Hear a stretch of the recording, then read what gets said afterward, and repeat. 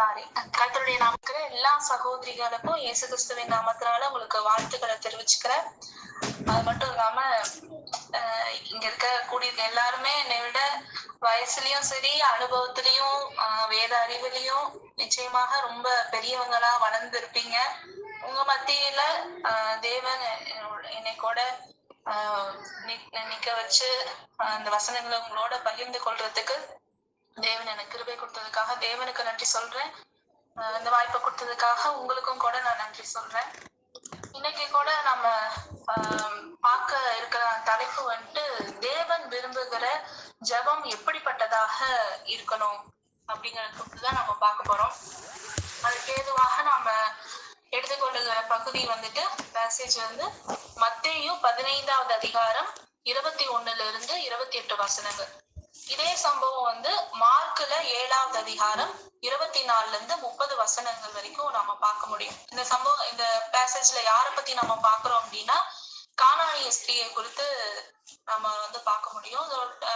சம்பவம் என்னன்னு பாத்தீங்கன்னா ஷார்ட்டா நாம சொல்லணும்னா இயேசு கிறிஸ்து வந்து தம்முடைய சீஷர்களோடு கூட தீரு சீதோன்ங்கிற இந்த புறஜாதி பட்டணத்துக்கு அவர் போறாரு.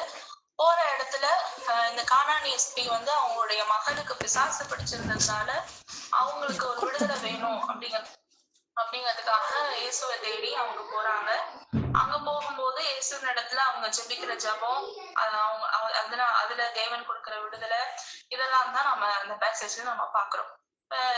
இதுல இருந்து நம்ம என்ன நம்ம கற்றுக்கொள்ள போகிறோம் அப்படின்னா சூழ்நிலைகள் வந்து நமக்கு எதிரா இருந்தாலும் சரி, நமக்கு ரொம்ப கஷ்டப்படுகிறதான சூழ்நிலையா இருந்தாலும் சரி, நமக்கு சமாதானம் இல்லாத ஒரு கசப்பான ஒரு பாதைகள் வழியா நம்ம கடந்து போனாலும் அதன் மத்தியில நம்ம தேவனிடத்துல நம்ம ஏறெடுக்கக்கூடிய ஜெபம் எப்படிப்பட்டதாக இருக்கணும் அப்படிங்கறது குறித்துதான் இந்த பொண்ணோட வாழ்க்கையில இந்த ஸ்திரீனுடைய வாழ்க்கையில இருந்து நம்ம பார்க்க போறோம். அப்படி அந்த ஸ்திரீ ஏறெடுக்கிற ஜெபங்கள்ல இருக்கக்கூடிய 4 பண்புகள், அது 4 தன்மைகளை குறித்து நாம இன்னைக்கு கற்றுக்கொள்ள போகிறோம். அப்படி பார்க்கும்போது இந்த ஸ்திரீ ஏறெடுக்கிற ஜெபத்துல நாம பார்க்கிற முதல் தன்மை வந்து என்னன்னா விடாமுயற்சி உள்ள ஜெபம். நம்ம மார்க் 7வது அதிகாரம் வசனம் 24 25 பார்க்கும்போது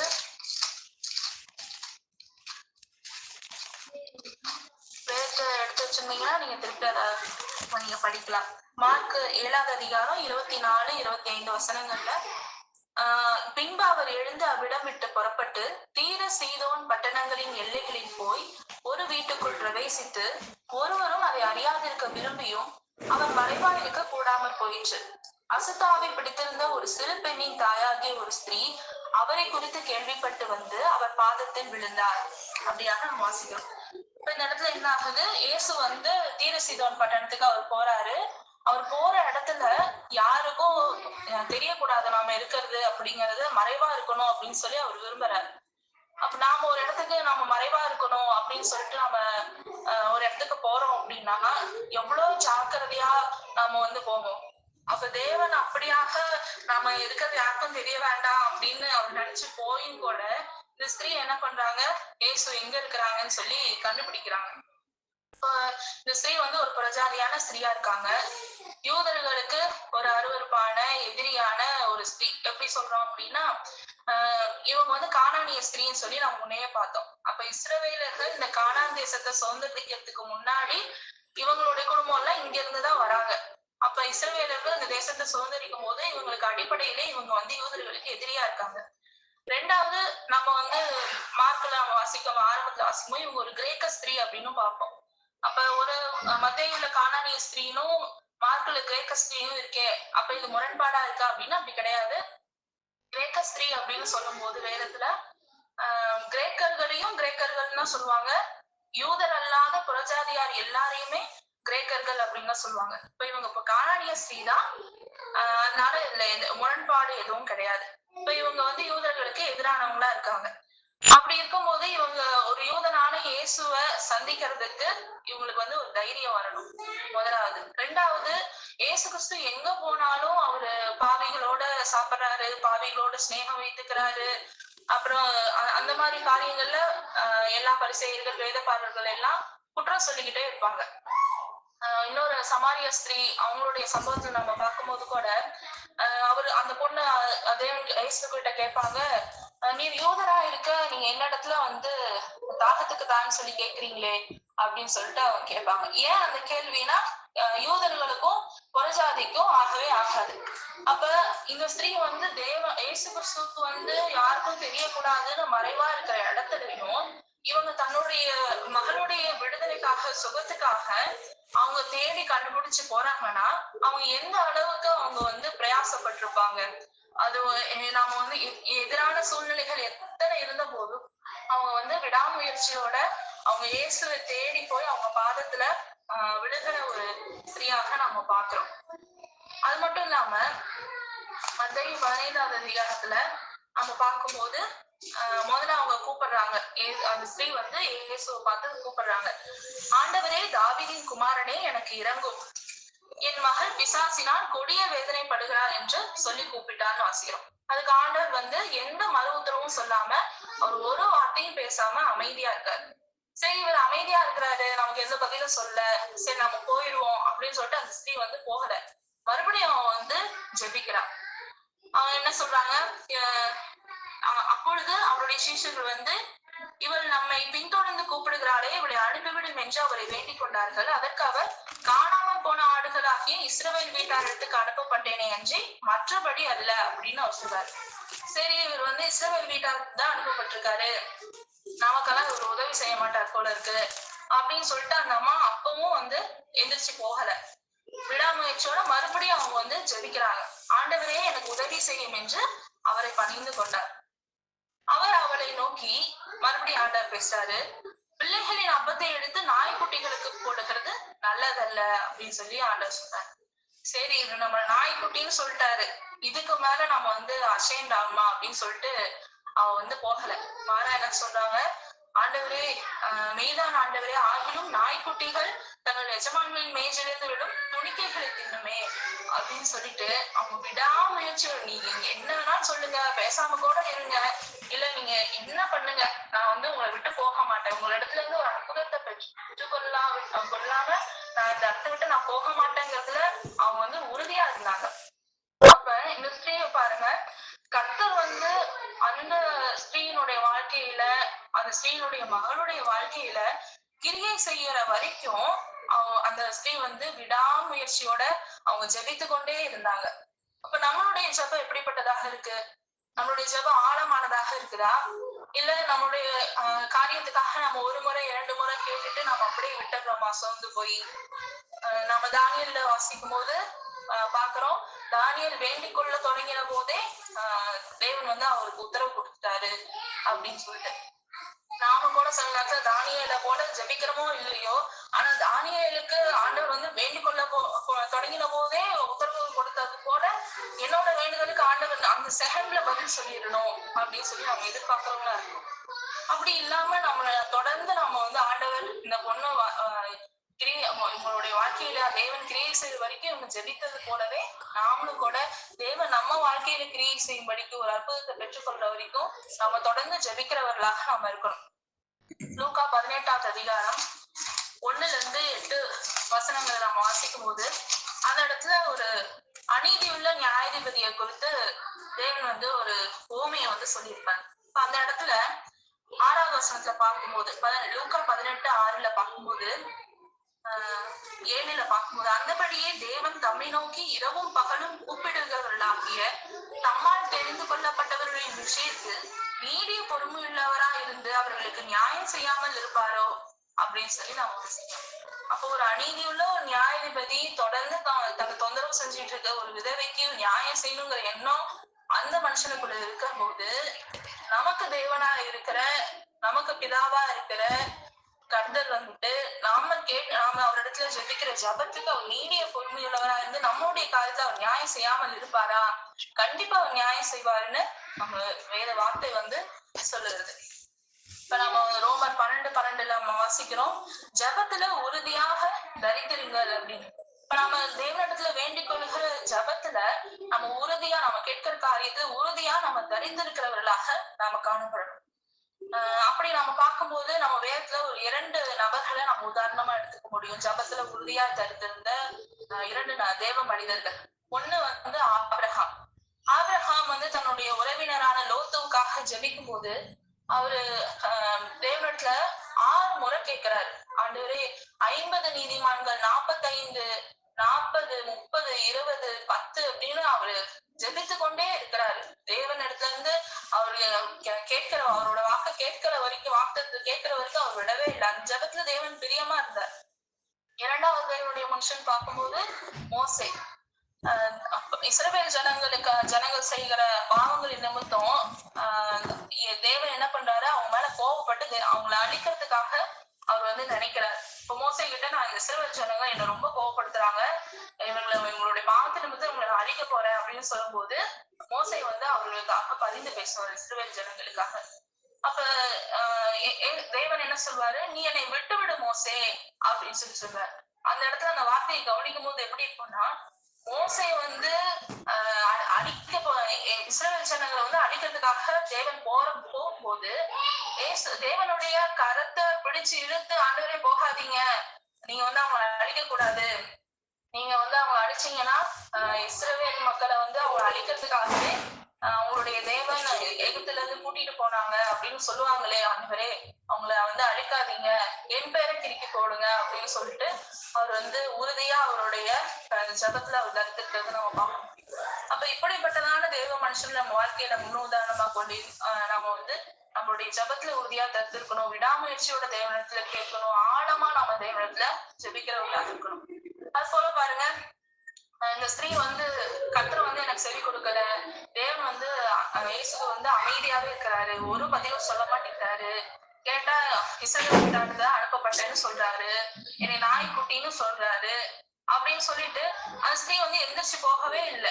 அவ எந்திரிச்சு போகாம அந்த ஜெபம் பண்ணிட்டே இருந்ததுனால அவங்களுடைய வேண்டுதல் வந்து அன்னைக்கு கேட்கப்பட்டது. ஒருவேளை அவங்க வந்து பதில் கொடுக்கலன்னு சொல்லி அப்படியே எந்திரிச்சு போயிருந்தாங்கன்னா அவங்களும் ரசிக்கப்பட்டிருக்க மாட்டாங்க, அவங்களுடைய பிள்ளையும் நஸ்தாவில இருந்து விடுதலை ஆயிருக்க மாட்டாங்க. இன்னொரு காரியம் பார்க்கும்போது இயேசுவுக்கு உண்மையாலுமே அந்த ஸ்திரீயினுடைய வேதனை எப்படிப்பட்டது அப்படிங்கிறது உண்மையாலுமே அவருக்கு தெரிந்திருக்கும். நம்மளுடைய வேதனைகளையும் இயேசு வந்து தேவன் நன்றாக அறிந்திருக்கிறார்.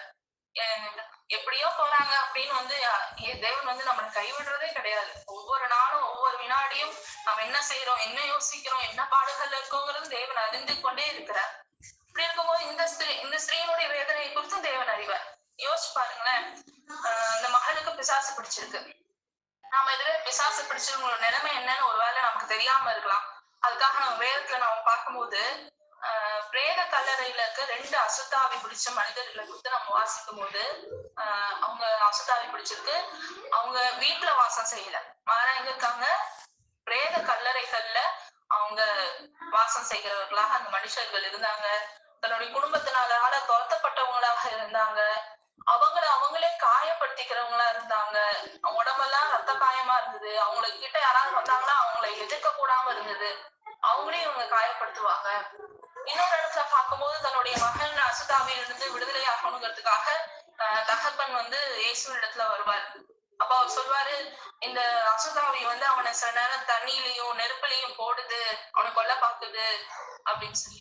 அப்ப அதே நிலைமையில இந்த ஸ்திரீனுடைய மகளை யோசிச்சு பார்க்கும்போது அசுதாவி பிடிச்சிருக்கிற இந்த ஸ்திரீனுடைய மகள் வந்து அந்த எவ்வளவு அந்த அசுதாவி அடக்கழிச்சிருக்கும், அதை அடக்கழிச்சிருக்கும், தீயிலையும் நெருப்புலையும் போட்டிருக்கும், தன்னை காயப்படுத்திருக்கும். அந்த மகள் ரத்த காயத்தோட சின்ன பொண்ணு, அது இல்லாம தன்னை பாத்துக்கிற அம்மாவையும் காயப்படுத்திருக்கும். அப்ப இப்படிப்பட்ட வேதனையோட அந்த ஸ்திரீயான ஒவ்வொரு நாளும் கடந்து போறாங்க.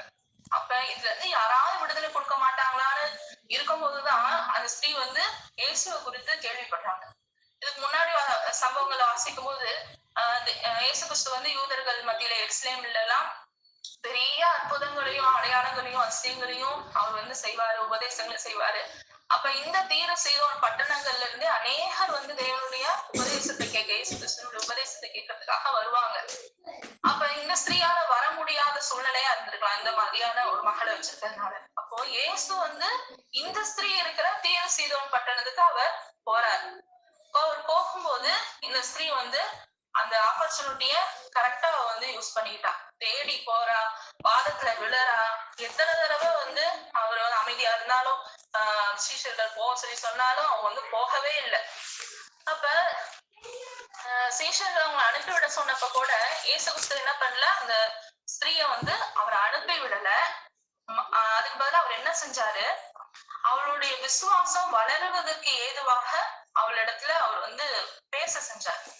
அப்ப அவளுடைய வாழ்க்கையில அவளுக்கு விசுவாசம் வரணும், இயேசுவை குறித்து அவ அறிந்து கொள்ளணும், அவருடைய வல்லமை எப்படிப்பட்டதுன்னு புரிந்து கொள்ளணும், அவர் ரட்சிக்கப்படணுங்கிறதுக்காக இயேசு என்ன பண்றாரு, வந்த உடனே எல்லாத்துக்கும் தந்த மாதிரி வந்தா ஓகே போ அப்படின்னு சொல்லி சொல்லாம அவளுக்கு பேச்சு கொடுக்கிறாரு. அவருடைய விசுவாசம் வர்த்திக்க செய்யும்படியா அவர் நடந்து கொள்றாரு.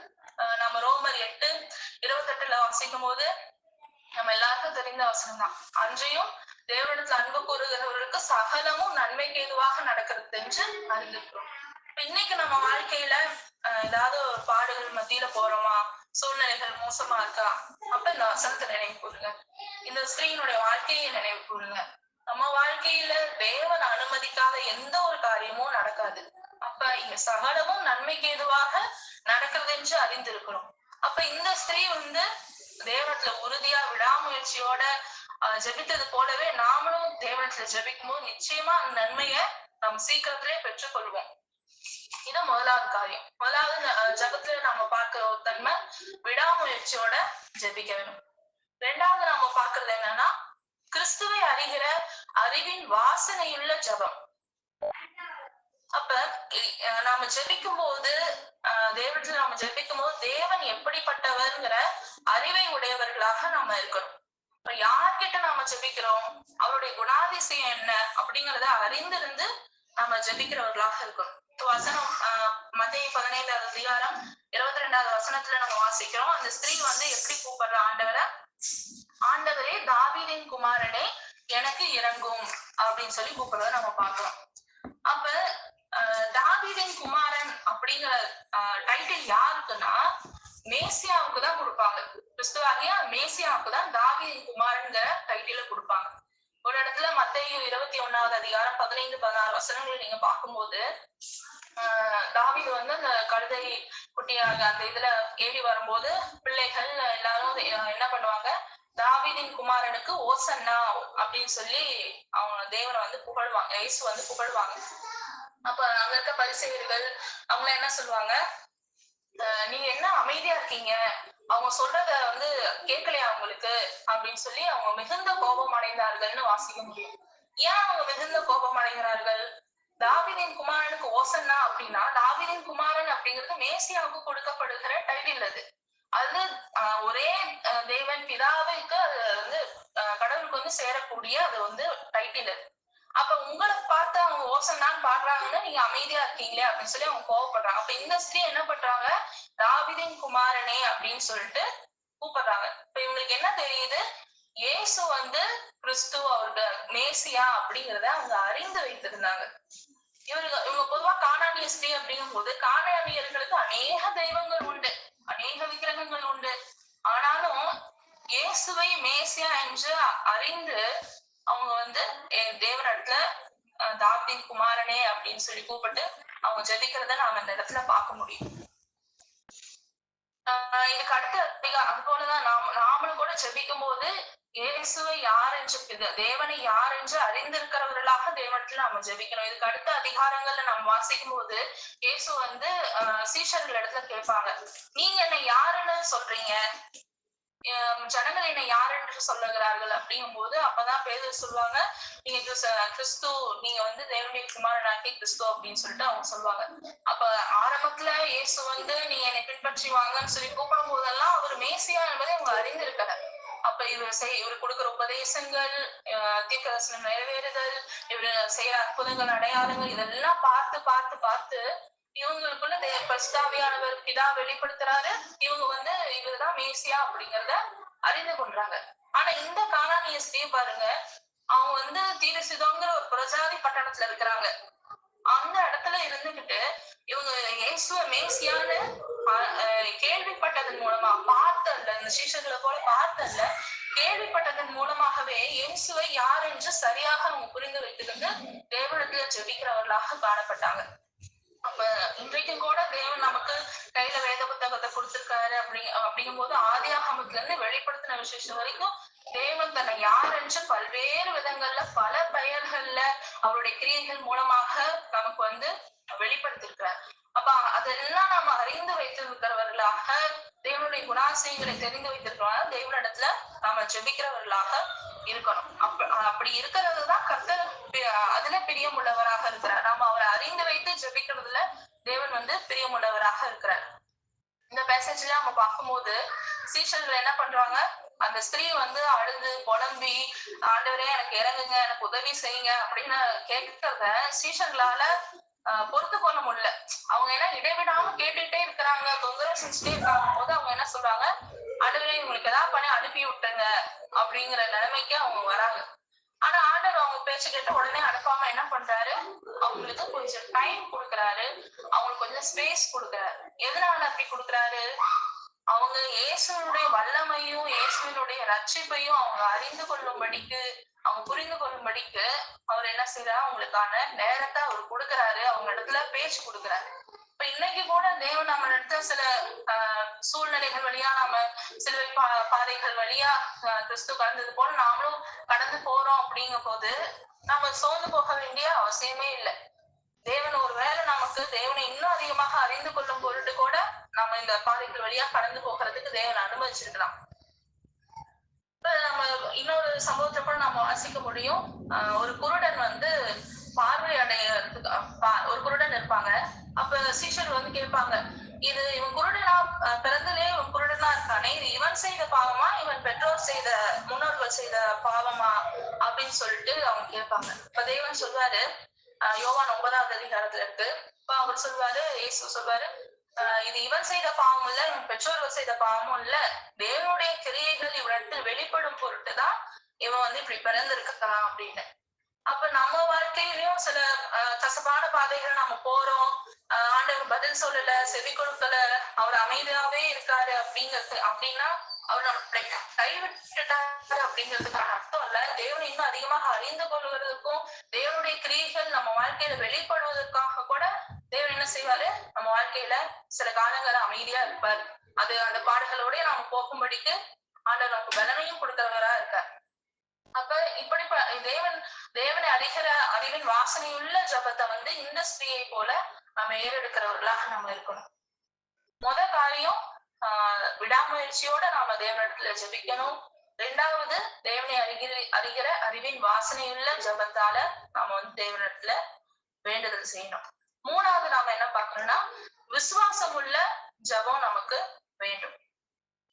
இந்த ஸ்திரீ பாருங்க, தாவீதின் குமாரனே அப்படின்னு கூப்பிட்டது மாத்திரம் இல்ல, அதை விசுவாசிக்கவும் செஞ்சாங்க. நம்ம வசனம் 24ல மத்தேயு 15:24 பாக்குறோம். 22ல தாவீதின் குமாரனேன்னு கூப்பிடுறாங்க. 24ல ஆண்டவர் என்ன சொல்றாரு, இஸ்ரவேல் வீட்டாளத்துக்கு அனுப்பப்பட்டேனே அன்றி மற்றபடி அல்ல. அதே மாதிரி 26ல பிள்ளைகளின் அப்பத்தை எடுத்து நாய்க்குட்டிகளுக்கு போடுகிறது நல்லதல்ல அப்படிங்கிற. இந்த வசனங்கள் மூலமா அந்த ஸ்திரீ என்ன தெரிஞ்சுக்கிறாங்க, இயேசுதான் ஆண்டவர், தாவீதின் குமாரன் போது அவர் மேசியாங்கிறத அறிந்துக்கிறாங்க. 2வது அவங்க விசுவாசிக்கிறது என்ன, இயேசு ஒருவரே ஆண்டவர்ங்கிறத அவங்க அறிஞ்சுக்கிறாங்க, விசுவாசிக்கிறாங்க. 3வது இந்த இஸ்ரவேல் பிள்ளைகள் எல்லாம் தேவனுடைய ஜனம், தேவனுடைய பிள்ளைகள் அப்படிங்கிறதையும் அந்த கானானிய ஸ்திரீ விசுவாசிச்சாங்க. அப்ப இன்னைக்கும் அநேகர் என்ன பண்றாங்க, இயேசு தேவன்னு தெரிஞ்சிருக்காங்களே தவிர அவங்கள இயேசு ஒருவரே தேவன்கிறத அவங்க விசுவாசிக்கிறது இல்லை. இயேசு தேவன் தான், ஆனா இயேசு ஒருவரே தேவன் கிடையாது அப்படிங்கறத அவங்க அநேகர் விசுவாசிக்கிறது இல்லை. இது முதல் காரியம், அவங்க விசுவாசிச்சது இயேசுதான் தேவன்கிறதையும் அவரு இஸ்ரவேல் தேவனுடைய பிள்ளைகள்ங்கிறதையும் இயேசு மேசியாங்கிறதையும் அவங்க விசுவாசிச்சாங்க. 2வது அவங்க என்ன விசுவாசிச்சாங்க அப்படின்னு பார்க்கும்போது 27ல ஆண்டவரே, ஆகிலும் நாய்க்குட்டிகள் தங்கள் எஜமான்களின் மேஜையிலிருந்து விடும் துணிக்கைகளை தின்னுமே என்றார். ஆண்டவர் சொல்ற, பிள்ளைகளின் அப்பத்தை எடுத்து நாய்க்குட்டிகளுக்கு கொடுக்கிறது நல்லதுன்னு. அப்ப இயேசு என்ன பண்றாரு, யூதர்கள் மத்தியிலும் எருசலேம்ல அவர் அநேக அற்புதங்களையும் அடையாளங்களையும் அவர் செய்யறதுனால தன்னுடைய வல்லமையை அவர் காமிச்சிருக்காரு. அப்ப இந்த ஸ்திரீ என்ன பண்றாங்க, நீங்க அவங்களுக்கு அநேக அற்புதங்கள், உங்களுடைய பிள்ளைகளுக்கு நீங்க அநேக அற்புதங்களையும் அடையாளங்களையும் உங்களுடைய வல்லமையும் நீங்க பெரிதான அளவுல காமிச்சிருக்கீங்க ஆண்டவரே.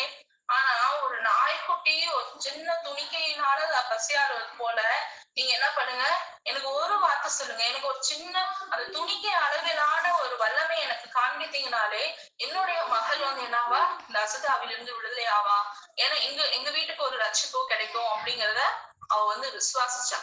இப்ப நம்ம வாழ்க்கையிலயும் நமக்கு வந்து தெரிந்திருக்க வேண்டியது, ஒரு துணிக்கை அளவிலான ஒரு தேவனத்திலிருந்து வல்லமை வெளிப்பட்டால் கூட கர்த்தர் நமக்கு விடுதலை கொடுக்க ஒரு வல்லவரா இருக்கிறாருங்கிறத நாம அறிந்திருக்கணும். இப்ப நாம கூட விசுவாசத்துல சோர்ந்து போகாம நம்ம ஜெபிக்கிறவர்களாக இருக்கணும். இந்த நாம என்ன பண்றோம், இயேசு சிலுவையில அவரு கொடுத்த ஜீவனுடைய வல்லமையினால தேவன் என்ன பண்ணிருக்காரு, நம்மளை பிசாசின் பிடியிலிருந்து பாவத்தின் அடிமைத்தனத்திலிருந்து நம்மளை விடுவிச்சிருக்கிறாரு. அப்ப இந்த கானானிய ஸ்திரீ வந்து தன்னுடைய மகளை இயேசு கிறிஸ்து சுகப்படுத்துவதற்கு முன்னாடியே அவ என்ன பண்ணிருக்கா, இயேசுவால என் மகளை விடுவிக்க முடியுங்கிற விசுவாசம் அவருக்குள்ள இருந்தது.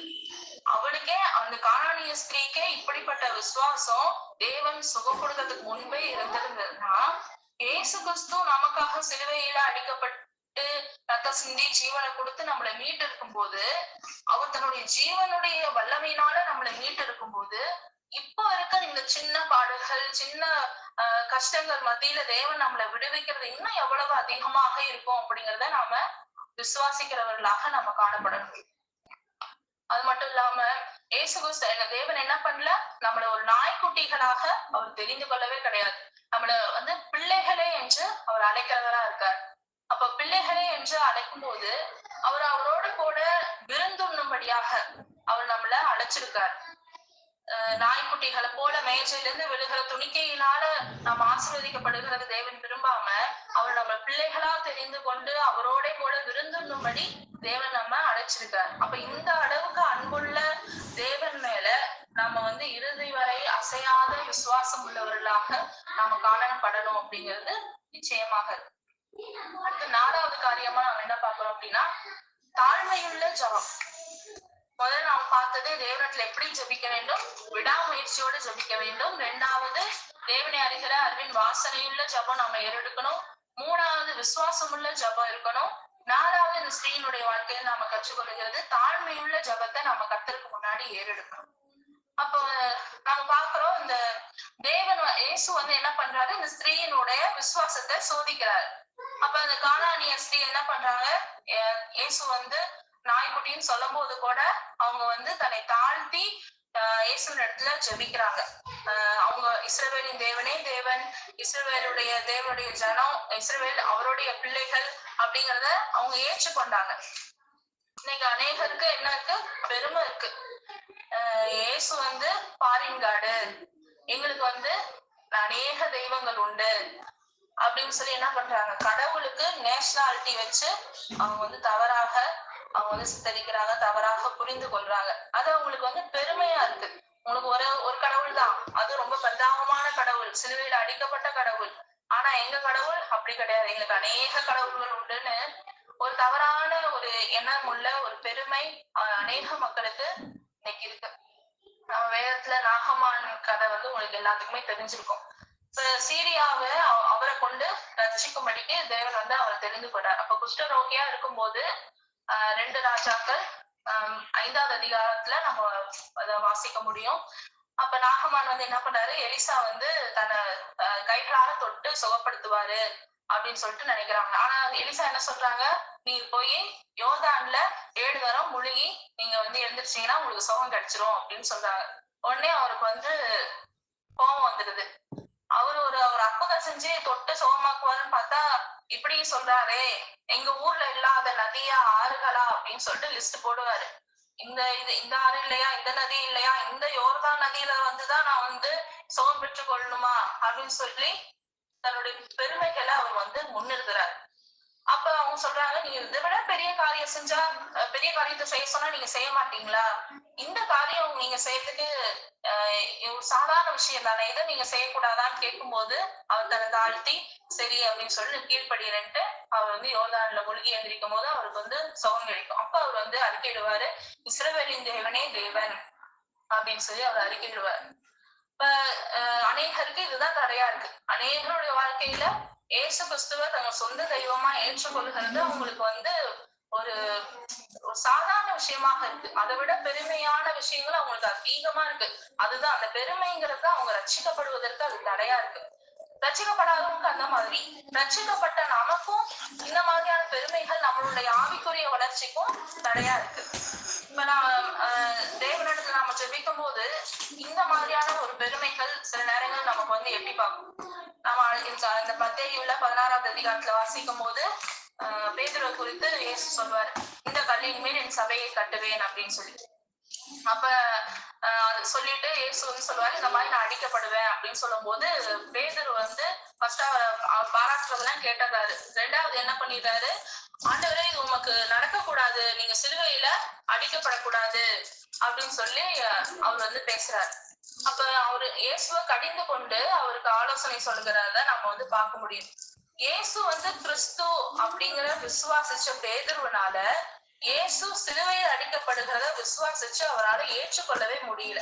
அவர் தேவனோ இயேசு வந்து மறுபடியும் பேதுருவை கடிந்து கொள்ளுகிற வரைக்கும் அவர் தன்னை ரொம்ப ஞானவான்னு அவர் நினைச்சு என்ன பண்றாரு, இயேசுவை கடிந்து கொண்டு அவருக்கு புத்தி சொல்லுவாரு. நாமளும் கூட இயேசு ஆண்டவர்னு தெரியும், அவர் நம்ம ரட்சிக்கிறவர்னு தெரியும், இயேசு வந்து சர்வ வல்லமை படைக்கிற சர்வ அதிகாரம் உள்ள தேவன் அப்படின்னு தெரியும். ஆனா நம்ம வாழ்க்கையில கஷ்டங்கள் பாடுகள்னு வந்துச்சுன்னா அதெல்லாம் நமக்கு மறந்து, ஆண்டவரே நீ எப்படி என் வாழ்க்கையில இப்படிப்பட்ட சூழ்நிலையை அனுமதிக்கலாம், நீங்க நான் உங்களுக்காக எவ்வளவோ நான் தியாகம் பண்ணியிருக்கேன், என் குடும்பத்தை விட்டுருக்கேன், எவ்வளவோ விஷயங்கள் நான் கடந்து வந்திருக்கேன், ஆனா நீங்க என்ன பண்றீங்க, நீங்க எனக்கு இந்த மாதிரியான பாடுகள் வழியில நீங்க என்னை நடத்துறீங்க அப்படின்னு சொல்லிட்டு மறைமுகமான பெருமைகளால நம்ம தேவனிடத்துல வாக்குவாதத்திலையும் இந்த பேதுருவை போலவும் நம்ம பேசிக் கொள்கிறவர்களாக நம்ம காணப்படுறோம்.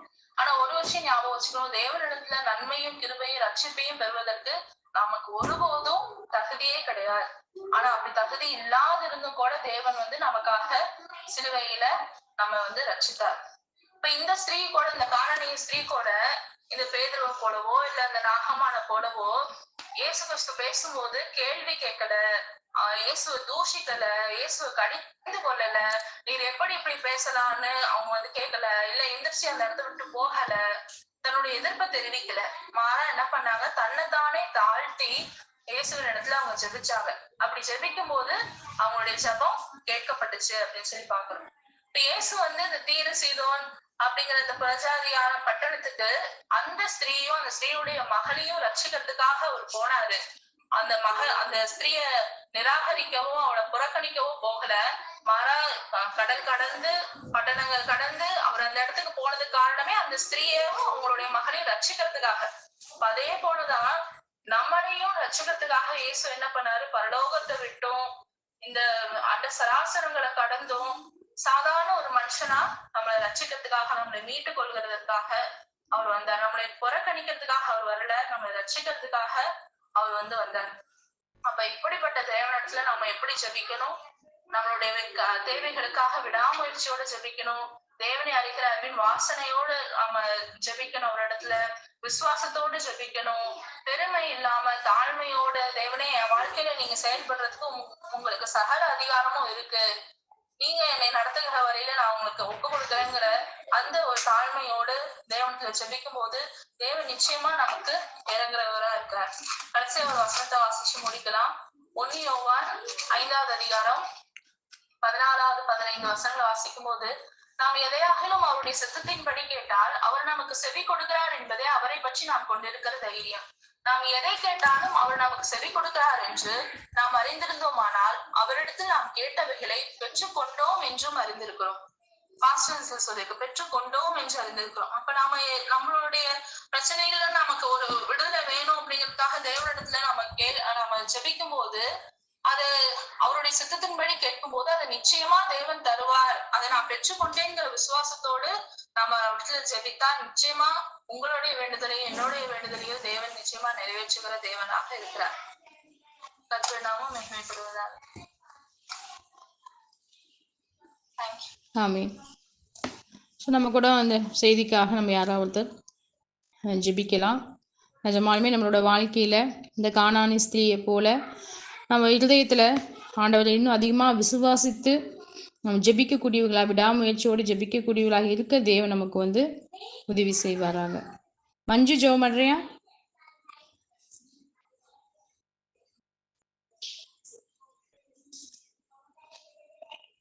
மியூட் எடுத்துட்டு பண்ணு.